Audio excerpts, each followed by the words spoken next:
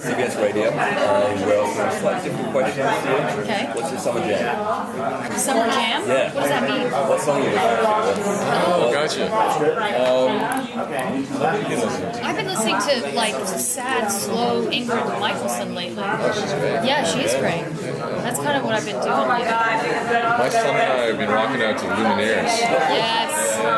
He loves the beat, so I mean, I play it like over and over. Stubborn Love. He actually knows all the lyrics by that. How old is he now? 5. That's, Oh, okay. yeah, that's, what are you listening to? Oh, we're listening to a lot of Daft Punk. Great, me too. Daft Punk. When I'm not listening to Ingrid. Yeah. Robin Thicke's very popular right now. Oh, right. With his Naked Girls song. Yeah, exactly. That was going to go over well no matter what. Yeah. You couldn't really say anything behind that video, right? Could have been back there going, and there's naked women everywhere. I'm so out of the loop of pop culture, man. I have no clue. Really? He's done a new song called Blurred. Blurred Lines. Yeah. I don't know. I was blurred when it happened.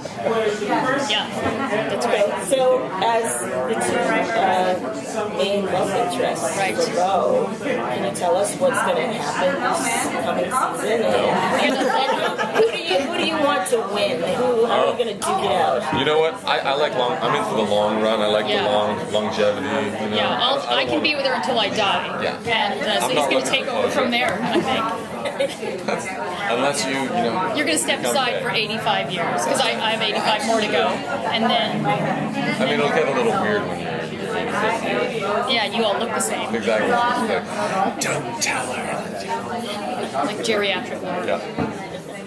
I don't know. Yeah, I mean, we're going to do more love. It'll be more love this year. Okay, can you tell us a little bit more about the action coming up? Like, what's there's a lot of people in peril at the end of the season. Where's that going to go? Well, I'm still here, so I guess I don't think it's a big spoiler to say that I survived the crash. Yeah. And as far as the action goes, well, we look at we've got the Wanderer, who is the Wanderer, and when we start the season, we don't know where Bo is.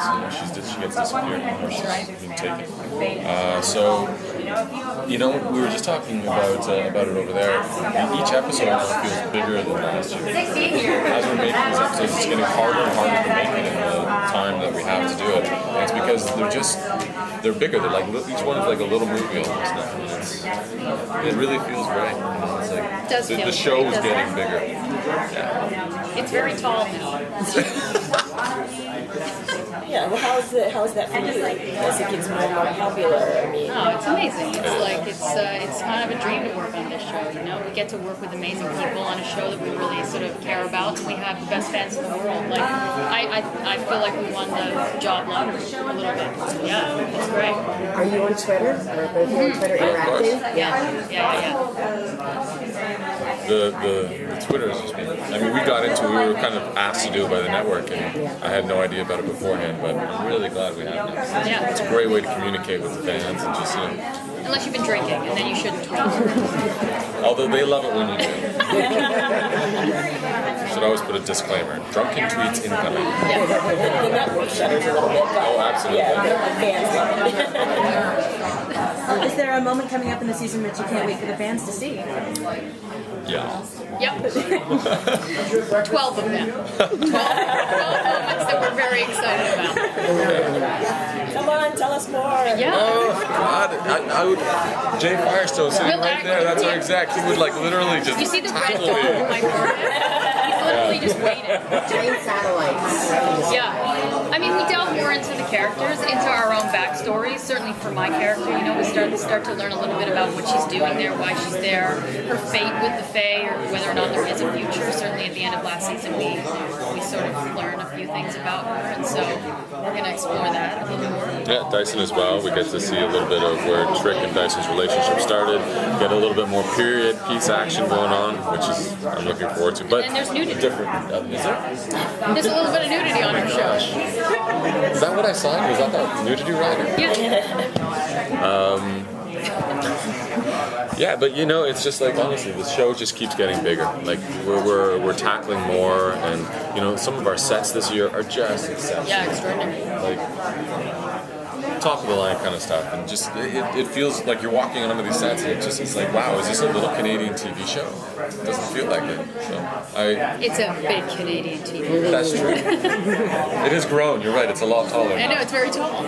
I remember the first year when Anna it was and so I little. It was just this big. It was just Anna and I sitting at a table at the Toronto Fan Expo. That's right. And no one knew what it was. We were just sitting there. Hi there, I'm Kris Holden Ried, and literally we had 12 people. Yeah. That's it. Well, we hadn't even aired yet at the first Fan Expo. No, it was hilarious. Yeah. It's been quite the journey. So how is it, as an actor, you have to embrace your character, but in shows like this, you really have to embrace the world too. You have to acknowledge that it exists. You can't. It's not corny to you. It's your world. It's your that's world. a really great How do you approach that? You're doing more than just embracing character. You're embracing the entire world, the reality.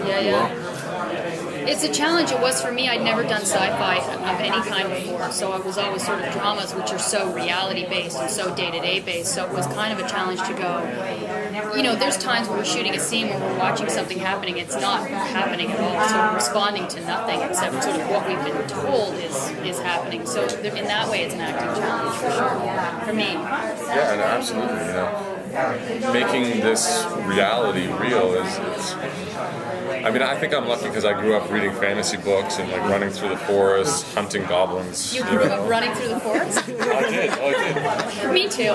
Yeah. Do you remember that? All the running? God, years of it. Through the forest. When I was 11 years old, my parents took me from suburbia and put me on a farm, and I'm an only child, and they literally were like, here you go, here's a puppy, and there's the woods. Have fun. I was getting into a little bit of bad kids, I guess, in the suburbs, so they were like, let's get him away from the bad. So they put you in the forest with a dog. That was their reaction to that? Well, that's one way to deal with it. Look, I'm here. I can now pretend to run through the forest really well. All this time you were prepping. I was. Who knew? I have fought thousands of goblins to get where I am. Yeah. Quite good at it too. I didn't prep to play a doctor. I did never expect to play a doctor or a scientist. I do not believe at all that you never played doctor. I haven't. Oh yeah, I played doctor. That's a crying shame. No, I played that game. and I played it often in the woods. That's been training for the show. Call me next time. I did play doctor in the woods once, and my parents caught me. And that's all I'm saying. Awesome. We're delving into some It deep was in therapeutic English. things right here. I like this game. And the little boy's name was And it's all being Austin, and I hope you're recorded. Austin. There's some adult man that knows, like in Austin, he's going to go tell the story. Yeah, that's right. My friend Austin, who taught me everything I know when I was 6. CNN exclusive with Austin. And what were you listening to? My parents in my head. What are you doing? If you guys could play any other character on the show other than the characters you're playing, which one would it be? Gosh. Oh, I want to be on Game of Thrones. No, a character on Lost Girl. A different character other than Dyson and Lauren. Another good one that was in your body. Right. Can't do those either. Mine was a crazy Well, it could lunatic. be in a totally different body. That was fun. That was scary. I don't know. Maybe Kenzie. I'd like to play Kenzie for a day. She's fun having been there. Oh yeah, you played Kenzie for a day. She's a good one. I guess Bo? Yeah. Bo? Yeah, you should be Bo. Well, I'd like to give it a whirl. Yeah, give that a go. Yeah. Get my sexy on. Bo and Kenzie. Nice. Okay, what other show would You you kick a Game of Thrones character out as Sean. Who would you kick? I mean, Jamie Lannister's a great character, but the guy who plays it, I think Nicholas is his name.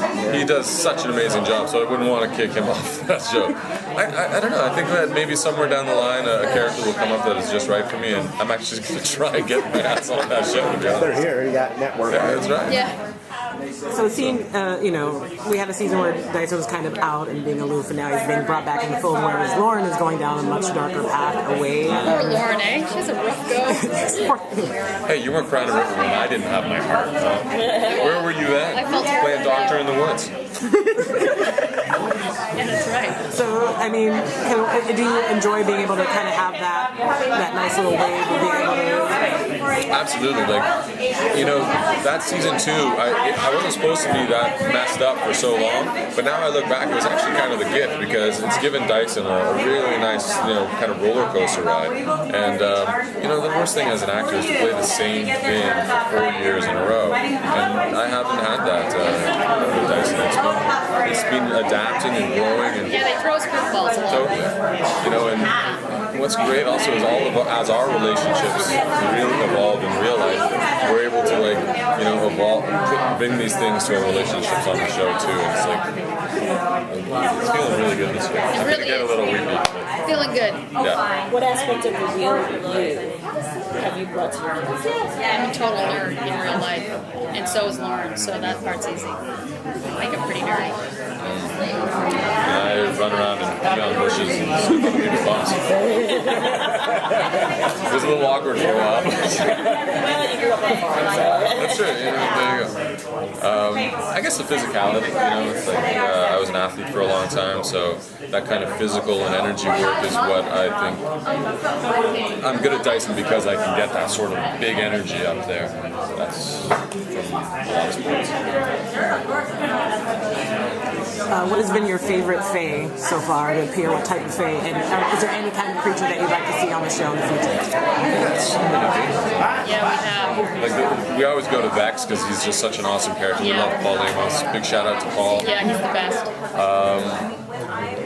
But you know, the Garuda was super fun. Yeah, the Garuda. Raul, he was a great guy to work with. Yeah. I'm looking forward to seeing what they do with the Wanderer. Yeah, me too. What his powers will be in that Aoife. Yeah, played by Inga Bo's Cavanagh, mom. who's tremendous. Yeah, Inga's great. Yeah, phenomenal actress. I think she's amazing. I agree. Yeah, I had a massive crush on her until Gabe came and swept her away. and married her and gave her some married her and children. gave her Yeah, children. that did put a damper on your thing, didn't it? Totally. Can you tell us one of your most awkward moments while filming, one of the most difficult things you got to film, and the most fun things you got to film? Can they all be the same thing? Yeah. Hungry Like a Wolf for me, that was pretty awkward, difficult, yet fun, and then rewarding when it was like, oh, that was actually, that read, like it worked. Like I just felt like an idiot. For me, it was playing Raynor, the character when we did the body switching episode. Because he was such an extreme character, and I had a little tiny video to watch of that guy, the guy who actually was him, for like 30 seconds, so I got just that much of him to then try to pull out a character for the episode. And, you know, the challenge to not be self-conscious playing a character that's that crazy is... Literally, Zoe would be walking around on set, and she had the young man's audition on her phone, and she'd be walking around, looking at it, trying to build a character. Every once in a while, she would show us and go like, "What do I do with this?" Because literally, it was like 30 seconds long, or and he was less, just like, and he was just going. So I was like, I don't know. I have to make a whole episode of that guy. It was priceless. Like literally, that's what his audition was. Yeah. That was great. So that probably, and it was fun though. It was fun to do that. And you know what, that body swapping episode, That's like, great. it was so rewarding for us because it was just like a little theater school. We were all really engaged with each other. We were helping each other. We were videotaping each other, like reading the lines. Like I would read my lines for Ksenia and like vice versa. We don't all get to see each other every week, you know. We're not often on set together, so it was one of the few times that we were all in one room shooting. For like 5 days. Yeah. It smelled a little funny at the end of it, but it was good times. It's because you were up everyone's bum. So it was everyone's bum. That was the problem. So, next question. What do each of you guys geek out on? What? What do you geek out on? I don't know. I generally geek out on everything. What do you geek out on? I geek out on like certain like Warcraft. yeah, Dungeons and Dragons-y kind of stuff. Like Yeah. I grew up with TSR, you know, the Dungeons and Dragons on Commodore 64, and I would just sit there as an 11-year-old just all night trying to get through that dungeon to a little dragon icon. The Commodore. Totally, you know, listening to that disc whir, it's just like, so yeah, and then 6 years ago, I guess I got introduced to World of Warcraft by Henry Cavill, strangely enough, when we were in Ireland. Yeah, you know, that is just, for me, it was like the perfect game. It's just like role playing, but you know, and I totally got sucked away, and I had to back off. Like, wow, it's way too immersive, and I don't have 5-year-olds. I'd rather put my imagination Try here. Wizard 101 Yeah. with your 5-year-old. It's like World of Warcraft with family. It's like kids can play. It's community. You make your own wizard, and you do battles together. You and your son can do quests. I have a feeling his mom would like. Yeah. She said no computer games until it's inevitable. It's going to happen, but we're trying to keep it at arm's reach for now. And I believe we only have them run around the woods. Thanks Thanks, guys. Thanks so much.